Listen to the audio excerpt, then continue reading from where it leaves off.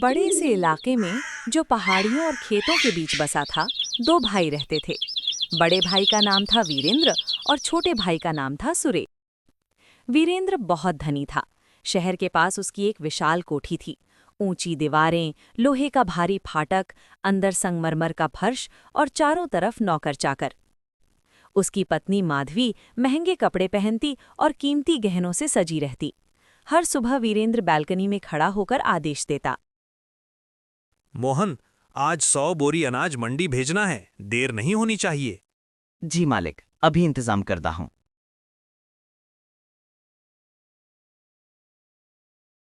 घर में हर सुख सुविधा थी, लेकिन रिश्तों में अपनापन कम और घमंड ज्यादा था। उसी इलाके के किनारे पर एक छोटी सी झोपड़ी में सुरेश रहता था। उसकी पत्नी सीमा और बेटा चिंटू। सुरेश बहुत गरीब था। उसका छोटा सा खेत था, लेकिन उससे गुजारा मुश्किल से होता था। वो रोज काम की तलाश में निकलता, कभी मजदूरी, कभी सामान ढोना, कभी खेतों में काम। एक दिन सीमा बोली, घर में बस थोड़ा सा आटा बचा है जी। अगर आज भी काम नहीं मिला तो क्या करेंगे? अरे भाग्यवान, हिम्मत मत हारो। मेहनत करने वालों का साथ भगवान जरूर देता है। उस दिन भी सुरेश को काम नहीं मिला। घर में बस थोड़ा सा चावल था। तीनों ने मिलकर खिचड़ी खाई और एक दूसरे का सहारा बने रहे। कुछ समय बाद खबर फैली कि वीरेंद्र के घर बेटा हुआ है। पूरे इलाके में दावत रखी गई, लेकिन सुरेश को नहीं बुलाया। अरे सुरेश, दावत में नहीं जा रहे हो? अरे काका, मुझे तो किसी ने बताया ही नहीं कि मेरे भाई के यहाँ दावत है।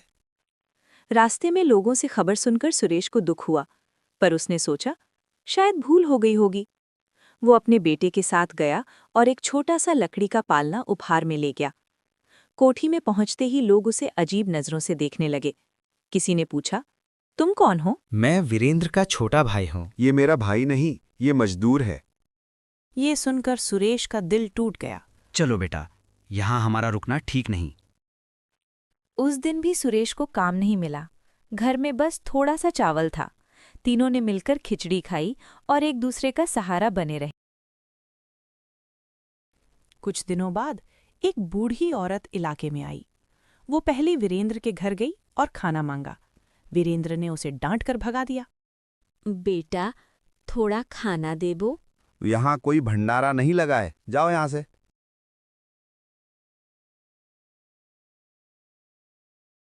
वो सुरेश के घर पहुंची। सुरेश और सीमा ने अपने पास बचा हुआ खाना उसे खिला दिया।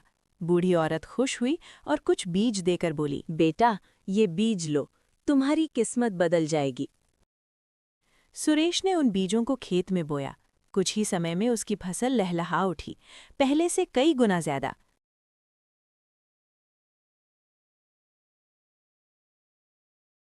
सीमा, देखो, फसल कितनी अच्छी है।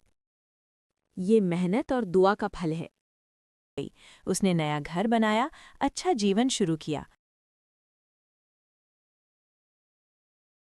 उधर वीरेंद्र का घमंड बढ़ता गया। उसने मजदूरों का शोषण किया, उनका पैसा रोका। एक दिन सभी मजदूर काम छोड़कर चले गए।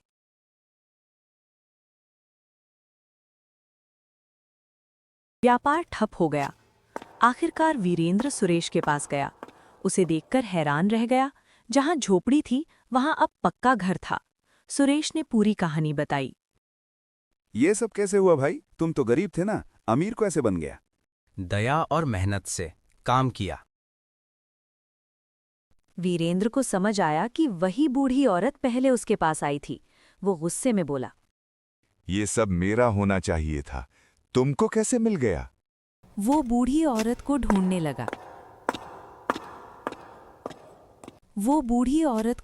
लगा। जब मिली तो उसने कहा, दौलत दिल से मिलती है, लालच से नहीं। लेकिन वीरेंद्र नहीं माना। तब बूढ़ी औरत ने उसे उसके कर्मों का फल दे दिया। उसकी सारी दौलत खत्म हो गई। सुरेश को ये पता चला तो वो तुरंत अपने भाई के पास गया। उसने कहा, भैया, आपने बहुत बड़ा गलती की है। हाँ, लेकिन आप मेरे अपने हैं। वीरेंद्र रो पड़ा। सुरेश ने उसे गले लगा लिया। धीरे धीरे वीरेंद्र ने मेहनत शुरू की। इस बार वो बदल चुका था। अब वो लोगों का सम्मान करता था। दोनों भाई साथ रहने लगे। सीख: दौलत से नहीं, दिल से इंसान बड़ा बनता है। जिसके पास दया और क्षमा है, वही सच में सबसे अमीर होता है।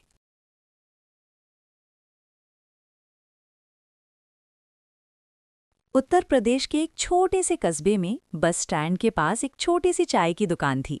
उस दुकान का नाम था लाल टी और समोसा वाला। ये दुकान किसी बड़े होटल की तरह नहीं थी, बस टीन की छत, लकड़ी की बेंच और मिट्टी के चूल्हे पर उबलती चाय। लेकिन पूरे कस्बे में उसकी चाय और समोसे की खुशबू मशहूर थी। इस दुकान को चलाता था रामू। रामू लगभग 40 साल का मेहनती आदमी था। उसकी पत्नी सीता घर पर समोसे की तैयारी करती थी और रामू दुकान पर उन्हें तलकर बेचता था। हर सुबह 5 बजे रामू उठ जाता था। वो चूल्हे पर दूध, अदरक और इलायची डालकर खास लाल टी बनाता था। उसकी चाय थोड़ी गाढ़ी और हल्की लाल रंग की होती थी, इसलिए लोग उसे प्यार से लाल टी कहते थे। बस स्टैंड पर आने जाने वाले यात्री, रिक्शा वाले, मजदूर और कॉलेज के लड़के लड़कियां सब उसी दुकान पर आते थे। एक दिन सुबह सुबह एक बूढ़ा आदमी दुकान पर आया। उसके कपड़े पुराने थे और चेहरा थका हुआ लग रहा था। बूढ़े आदमी ने धीमी आवाज में कहा, बेटा, एक चाय मिल जाएगी क्या? क्यों नहीं बाबा, बैठिए, अभी बना कर देता हूँ। बहुत स्वादिष्ट है बेटा। अच्छा लगा तो और ले लीजिए बाबा। बेटा, तुम्हारा दिल बहुत बड़ा है। भगवान तुम्हें जरूर खुश रखेगा। ये कहकर वो चला गया। दिन बीतते गए, रामू की दुकान वैसे ही चलती रही। लोग कहते थे कि रामू की चाय में कोई जादू है, क्योंकि जो भी पीता था वो खुश हो जाता था। एक दिन कस्बे में खबर फैली कि शहर से एक बड़ा फूड इंस्पेक्टर आने वाला है। वो सभी दुकानों की जांच करेगा। कई दुकानदार डर गए, लेकिन रामू को डर नहीं था। वो हमेशा साफ सफाई रखता था। अगले दिन एक कार बस स्टैंड पर आकर रुकी। उसमें से एक आदमी उतरा। उसने साफ कपड़े पहन रखे थे और हाथ में एक फाइल थी। वो सीधे रामू की दुकान पर आया। क्या यहाँ की लाल टी मशहूर है? जी साहब, लोग तो ऐसा ही कहते हैं। आप भी चक्कर देख लीजिए। वाह, बहुत स्वादिष्ट चाय है। धन्यवाद साहब। फिर उसने अपना परिचय दिया। मैं जिला फूड ऑफिसर हूँ। आज मैं दुकानों की जांच करने आया हूँ। कुछ दिनों बाद प्रतियोगिता हुई। कई बड़े होटल भी उसमें शामिल थे। लेकिन जब जजों ने रामू की लाल टी और समोसे का स्वाद चखा तो सब हैरान रह गए। एक जज बोला, इसमें सिर्फ स्वाद नहीं है, इसमें मेहनत और सच्चाई भी है। तुम्हारी दुकान छोटी है, लेकिन साफ सफाई और ईमानदारी बहुत अच्छी है। आखिर में परिणाम घोषित हुआ। पहला पुरस्कार मिला रामू की लाल टी और समोसा वाली दुकान को। पूरे कस्बे में खुशी की लहर दौड़ गई। रामू को शहर में एक नई बड़ी दुकान दी गई, लेकिन उसने अपनी पुरानी दुकान भी बंद नहीं की। एक दिन वही बूढ़ा आदमी फिर से दुकान पर आया। रामू उसे देखकर खुश हो गया। बाबा, आप कहाँ थे इतने दिन? बेटा, मैं वही आदमी हूं जिसने तुम्हारी सिफारिश की थी। उस दिन जब तुमने बिना पैसे लिए मुझे चाय और समोसा दिया था, तभी मुझे पता चल गया था कि तुम्हारे दिल में सच्चाई है। रामू की आंखों में आंसू आ गए। उस दिन के बाद रामू की दुकान और भी मशहूर हो गई। लोग दूर दूर से उसकी लाल टी और समोसे खाने आने लगे। लेकिन रामू आज भी वही पुराना रामू था, मुस्कुराता हुआ, मेहनती और दयालु। कहानी की सीख: अच्छा दिल और ईमानदारी कभी बेकार नहीं जाती। एक छोटी सी नेकी भी इंसान की जिंदगी बदल सकती है।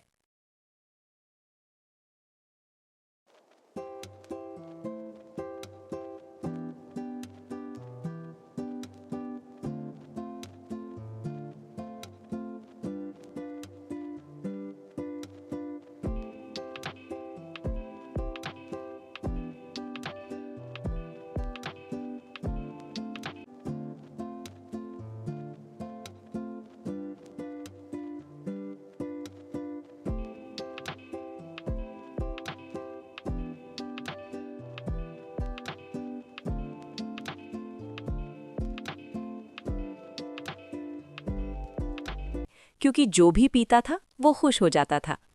एक दिन कस्बे में खबर फैली कि शहर से एक बड़ा फूड इंस्पेक्टर आने वाला है।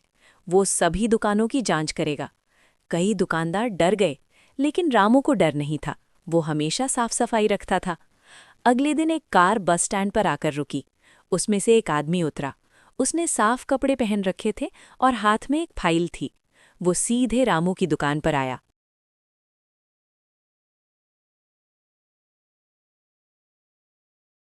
बहुत समय पहले अमरवन नाम का एक घना और रहस्यमय जंगल हुआ करता था। जंगल इतना शांत था कि वहां केवल पक्षियों की आवाज और पत्तों की सरसराहट ही सुनाई देती थी। उसी जंगल के बीचों बीच एक सुंदर सा तालाब था। उस तालाब के किनारे एक अत्यंत सुंदर युवती खड़ी थी। वो साधारण युवती नहीं, बल्कि सूर्यगढ़ राज्य की राजकुमारी अनन्या थी। राजकुमारी प्रकृति की सुंदरता को निहार रही थी। तभी अचानक आकाश से एक बड़ी सी चील उड़ती हुई वहां आ गई। जैसे ही राजकुमारी की नजर उस चील से मिली, अगले ही पल एक तेज चमक हुई और राजकुमारी पत्थर की मूर्ति बन गई। चील कुछ देर तक उस मूर्ति को देखती रही, फिर वो उड़कर जंगल में गायब हो गई। कुछ दिनों बाद अमरवन जंगल से कुछ दूरी पर शांतिपुर गांव था। वहीं एक गरीब लकड़हारा रहता था, वीरन। वीरन रोज जंगल जाकर लकड़ियां काटता और बेचकर अपना गुजारा करता था। एक दिन जंगल में लकड़ियां काटते समय उसका मित्र गोपाल भागता हुआ आया। अरे अर्जुन, तुम यहाँ लकड़ियाँ काट रहे हो और उधर तुम्हारे घर पर मुसीबत आने वाली है। क्या मतलब? साफ साफ बताओ। कल मैं गांव के महाजन के पास गया था। वो कह रहा था कि तुम्हारे पिताजी ने उससे कर्ज लिया था, अब वो तुमसे वसूलेगा। लेकिन मेरे पिताजी महाजन से कर्ज क्यों लेंगे? तुम्हारी माँ की तबीयत बहुत खराब थी ना, शायद उसी समय उन्होंने इलाज के लिए कर्ज लिया होगा। ओह, ये तो बड़ी मुसीबत हो गई। शाम को वीरन घर पहुंचा ही था कि साहूकार का नौकर आ गया।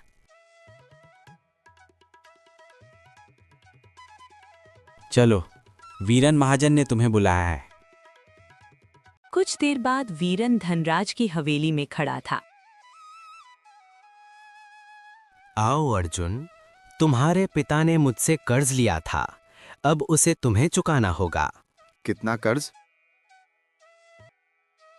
ब्याज सहित पूरे 50 सोने के सिक्के। 50 सोने के सिक्के? इतनी बड़ी रकम मैं 10 दिन में कैसे लाऊं? मुझे इससे कोई मतलब नहीं।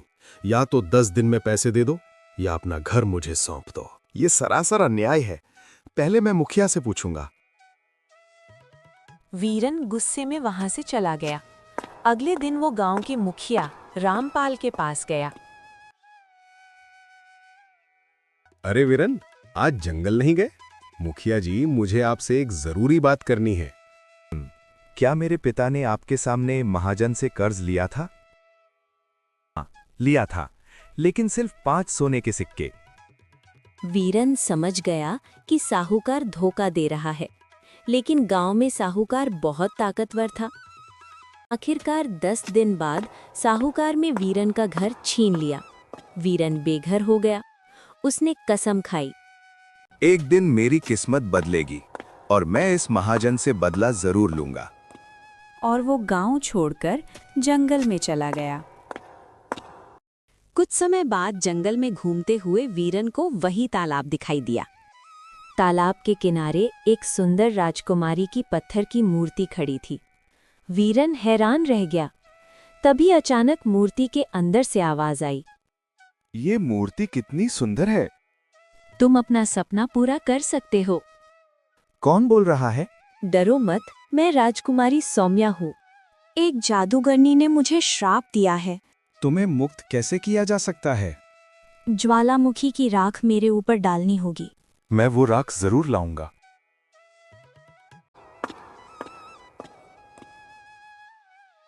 वीरन पहाड़ की ओर चल पड़ा। वहां एक परी प्रकट हुई। परी ने कहा, मनुष्य, तुम यहाँ क्यों आए हो?